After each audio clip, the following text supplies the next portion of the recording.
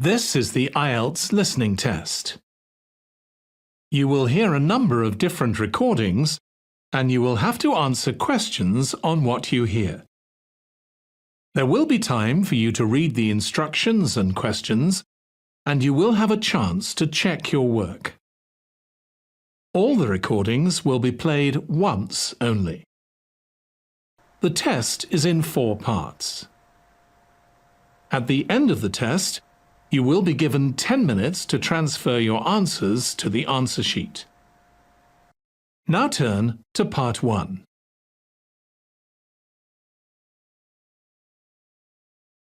Part 1. You will hear a conversation between a student looking for a host family and a housing advisor. First, you have some time to look at questions 1 to 5.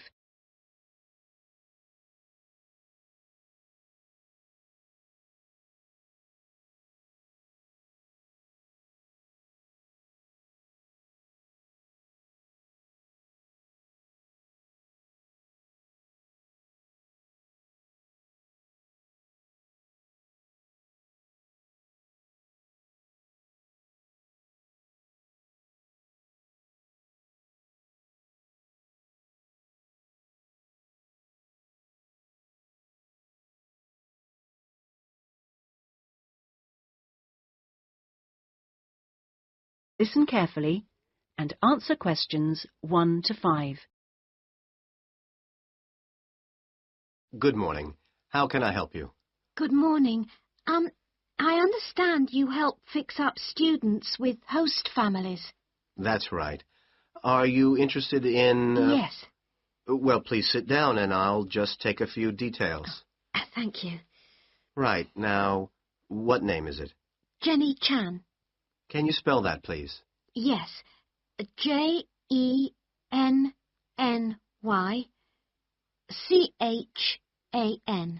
Right. And what is your present address? Seaview Guest House, 14 Hill Road. Okay. And do you know the phone number there? Yes, I have it here. 2237676. But I'm only there after about 7 p.m. So when would be the best time to catch you? I suppose between 9 and, let me see, past, before I leave for the college. Great. And can I ask you your age? I've just had my 19th birthday. And how long would you want to stay with the host family? I'm planning on staying a year, but at the moment I'm definitely here for 4 months only. I have to get an extension to my permit. You're working on it? Mm. Fine. And what will be your occupation while you're in the UK? Studying English? And what would you say your level of English is? Good, I think. I'd like to say advanced, but my written work is below the level of my spoken, so I suppose it's intermediate. Certainly your spoken English is advanced. Anyway, which area do you think you would prefer? Well, I'm studying right in the centre, but I'd really like to live in the northwest. That shouldn't be a great problem. We usually have lots of families up there. Before you hear the rest of the conversation, you have some time to look at questions 6 to 10.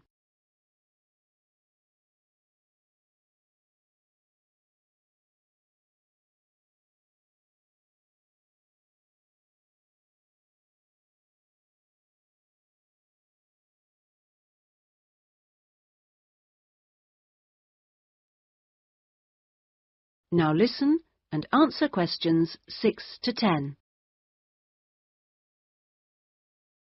And do you have any particular requirements for diet? Well, I'm nearly a vegetarian. Not quite. Shall I say you are? It's probably easier that way. That would be best. Anything about your actual room? I would prefer my own facilities. En suite, is that right? Mm-hmm. And also, if it's possible, a TV. And I'd also like the house to have a real garden, rather than just a yard. Somewhere I could sit and be peaceful. Is that all? Well, I'm really serious about improving my English, so I'd prefer to be the only guest, if that's possible. No other guests. Yes, you get more practice that way. Anyway, obviously, all this is partly dependent on how much you're willing to pay. What did you have in mind? I was thinking in terms of about £60 to £80 a week, but I'd go up to 100 if it was something special. Well, I don't think we'd have any problems finding something for you. Oh, good. And when would you want it for? I'd like to move in approximately 2 weeks. Let me see. It's the 10th today. So if we go for the Monday, it's the 23rd of March. Yes. Right. Good. And if I could ask one last question.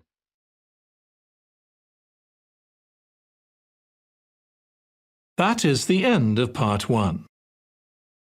You now have 1 minute to check your answers to Part 1.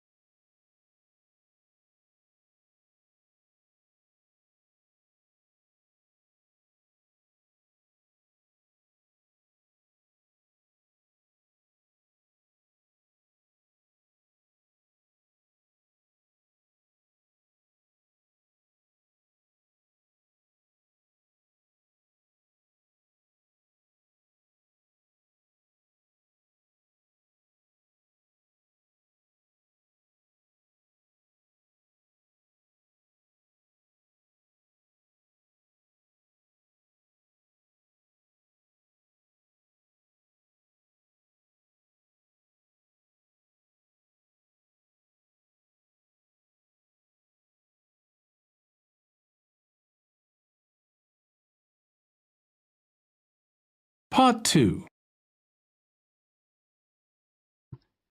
You will hear a speech by an official at a meeting of a local football club at the start of a new football season.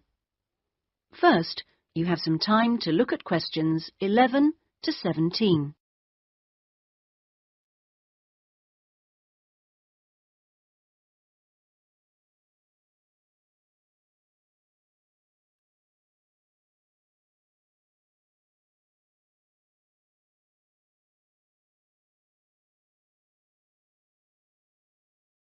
Now listen carefully and answer questions 11 to 17. Good evening, everyone, and thank you for coming to the soccer club meeting. It's good to see so many parents and children here tonight, and I know you're looking forward to a great football season. Now, I'd like to take a few minutes to tell you about some changes to the soccer club for the coming season. Now, this season, we'll be playing all our matches for both the junior and senior competitions at Kings Park, instead of Royal Park, which was used last season.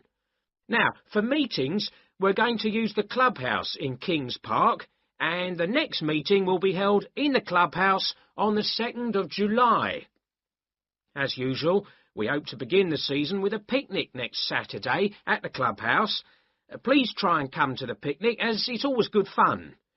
The last week of the season, we usually have a dinner and presentation of prizes to the players, and more information about this will be given to you later in the season. This season, we have more teams than ever. We hope to have 10 teams instead of 5 in the junior competition, and they will play on Saturday mornings beginning at 8:30 a.m. Training sessions will be held in Kings Park on Wednesday afternoons for the juniors, and they will be wearing red shirts again this year. In the senior competition, there will be 4 teams, same as last year, and their games will be played on Saturday afternoons, starting at 2:30. It will be at a 2 o'clock start, and the training session for seniors is planned for Sunday afternoons. Before you hear the rest of the speech, you have some time to look at questions 18 to 20.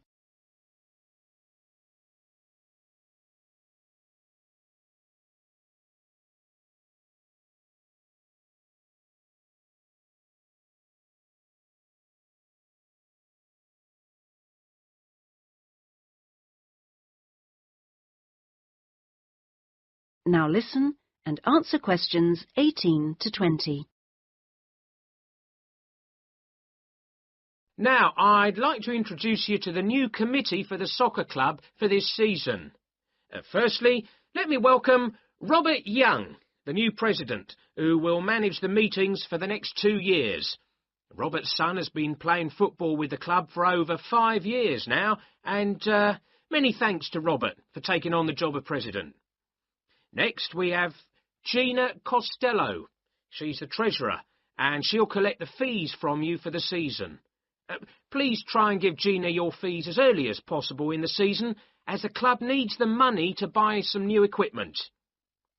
Then there's David West, who's volunteered to be the club secretary, and one of the many jobs he'll have is to send out newsletters to you regularly. If you have any information that may be useful, please let David know so that it can be included in these newsletters. Also, I'd like to introduce you to Jason Dokic, who is the head coach. For all the new members here tonight, this is the 3rd year that Jason has been with us as head coach, and we're very lucky to have such an experienced coach and former player at our club. He will continue to supervise the teams at training sessions and on match days. Now, before we finish and have some refreshments, does anyone have any questions they'd like to ask the new committee?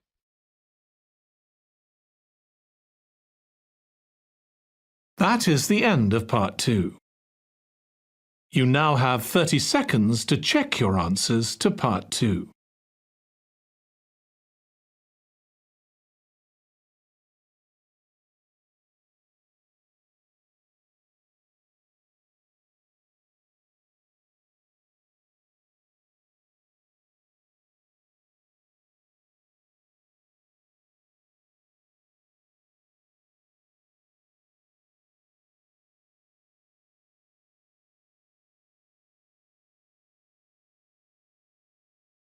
Part 3. Listen to the conversation between Bill and Anne, 2 students who are discussing the talks they have to present to their social psychology class. First, listen to the first part of the conversation and answer questions 21 to 25. You now have some time to read questions 21 to 25.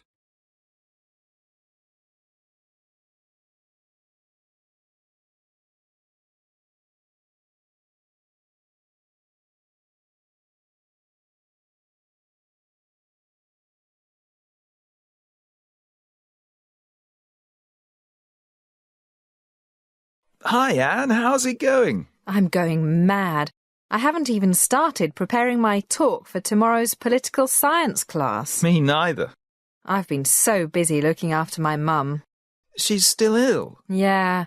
The doctor says I should get someone to do all her cooking and cleaning for another week or so, but we can't afford to employ someone to help her. The neighbours are all too busy. It's not that I'm too busy with my other classes. That's really tough. I've got no excuses for not being prepared. Too much time playing computer games. How many times have I told you? I know, but at least I've got a topic. Which is? Well, it's about an experiment in Los Angeles, I think, that I read about in social studies at high school. It's about how wearing a uniform can change people's personalities. This professor got a lot of his students to agree to take part in an experiment during the summer vacation, but he wouldn't tell them anything about it. As the conversation continues, please answer questions 26 to 30. You now have some time to read questions 26 to 30.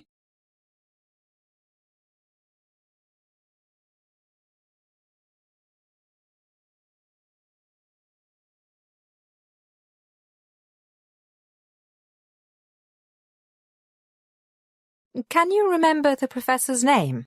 No, but I think he was from the University of California at Los Angeles. Well, at least you've got the most important thing, a topic. I haven't even got that. So, what happened in this experiment? Well, the prof got the local police to cooperate. One night, they went to about 20 students and arrested them. Poor guys didn't have a clue what for.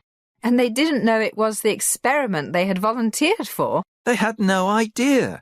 And it had been weeks since they volunteered for the experiment. Anyway, the cops took them to a school building that had been made to look like the inside of a prison or a police station. Can't remember. It's not important. And what happened then? Did they get charged or something?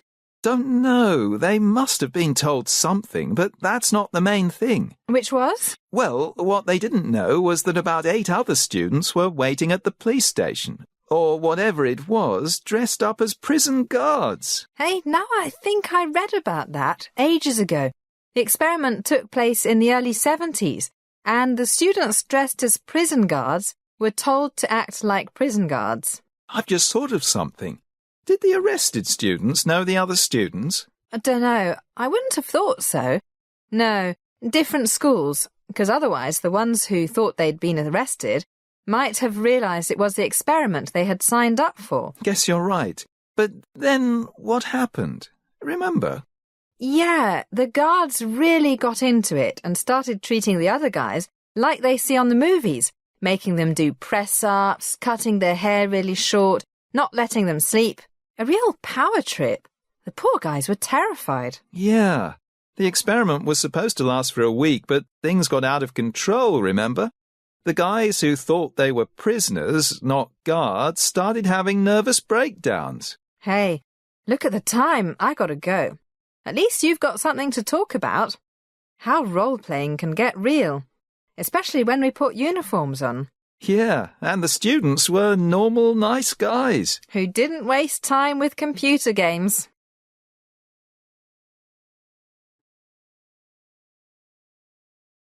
That is the end of Part 3. You now have 30 seconds to check your answers to Part 3.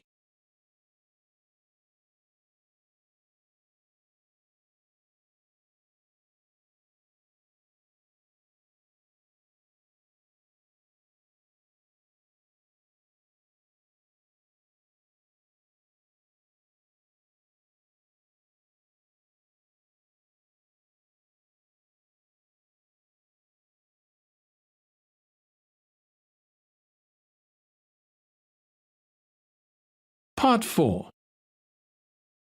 You are going to hear a lecture about sales and marketing. You now have some time to read questions 31 to 40.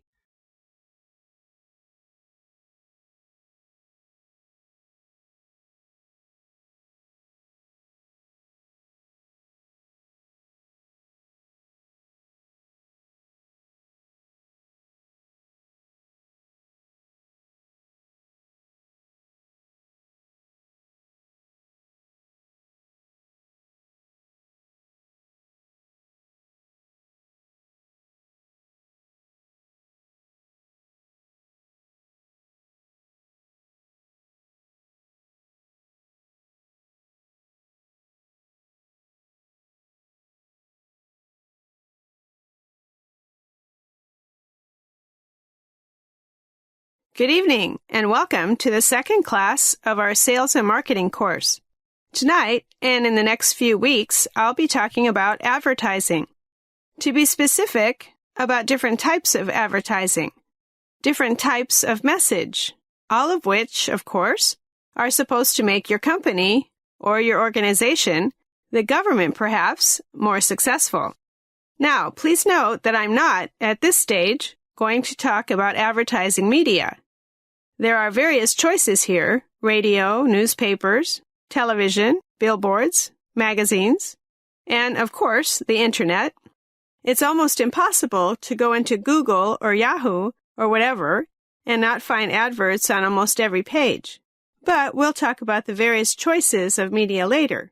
First, I will stress one thing. Advertising can be expensive. Whether you are a small business, an NGO, or a multinational corporation. So it's very important that what you spend on advertising is money well spent, money that achieves your objectives, whatever they might be. The ads must be cost-effective. It is therefore essential to use the right type of advertising with the right message that make it effective. There are several types of advertising, aiming to promote one, sometimes more, of the following things: brand name, company image, a product, a service rather than a product, or a group, like a manufacturers association or a cooperative. Can you think of anything else? Right. You might want to make people look after their health better and associate your company with things that can help them do this. But the common aim is that the advertiser wants to change or reinforce people's attitudes and perceptions, and in most cases, their behavior, maybe their buying habits. Which type you choose depends on your objectives. All clear so far? Good. Okay, let's look at a very common type, advertising designed to promote a brand name. If you go out to buy many types of product, toothpaste, detergent, cheese, how many of you think of the name of the company that made it? Right, you don't usually think of Procter & Gamble when you buy the company's Tide laundry detergent, or Cascade dishwashing powder, or the Kraft Company when you buy Philadelphia cream cheese. That's right, Philadelphia cream cheese is a registered brand name. In fact, the name of the company, Kraft, is hardly noticeable on the package. The point is that these companies have successfully promoted the name of various products, and consumers buy these products primarily because they recognize the brand name and may not even know the name of the company that makes it. So, advertising to promote a brand name is designed to create and keep strong image in the customer's mind of the product, not the company. For example, would you buy Shell? You know, the big oil company. Would you buy Shell beer? It's a famous company, but probably not. Imagine. But what if Shell had bought a brewery and marketed a beer they called Granddad's Old Ale? You can bet that the word Shell Oil Company would be in the smallest print possible and would never be mentioned in Granddad's Old Ale advertising. But when you buy a can of Shell oil or some gasoline, the word Shell is big and everywhere. So, there's nothing better than a good brand name. Now, let's look at another type of advertising. Advertising that is designed to promote a company image. Imagine you've started a new company. You might want to start by getting the company name known first, before you worry about advertising your products and services. One company that did this was in San Francisco, the San Fran Video Store. The managers decided to promote the company name rather than promote the videos they rented out. They put small ads in local newspapers that simply said, San Fran Video Store, a great selection of movies. And they also had people handing out little cards with the same message on them, plus a list of the store locations. So they didn't spend a fortune on advertising. They put most of their money into making sure they had a great selection of movies. And it worked. They started with 4 stores in 1995, and now they have, at last count, 27. Now, can you think of examples of companies advertising both a product and the company name in the same advert? Come on, you must be able to think of one. What? That's right, a good example. Makers of luxury things like perfume and fashion. For example, when Chanel brings out a new perfume, the advertising message is always something like, Nightlight by Chanel. This almost immediately gives the new perfume a good reputation because it's by Chanel, and also reinforces perception of the company name. So, the different types of advertising might not be mutually exclusive. The important thing is that the objectives must be clear, mutually supportive, and not contradictory. Another type of advertising is designed to promote a service rather than a physical product. But our time is up, so we'll leave that till next time. Good night, everybody. That is the end of Part 4. You now have 1 minute to check your answers to Part 4. That is the end of the listening test. In the IELTS test, You would now have 10 minutes to transfer your answers to the answer sheet. Please wait for the answers.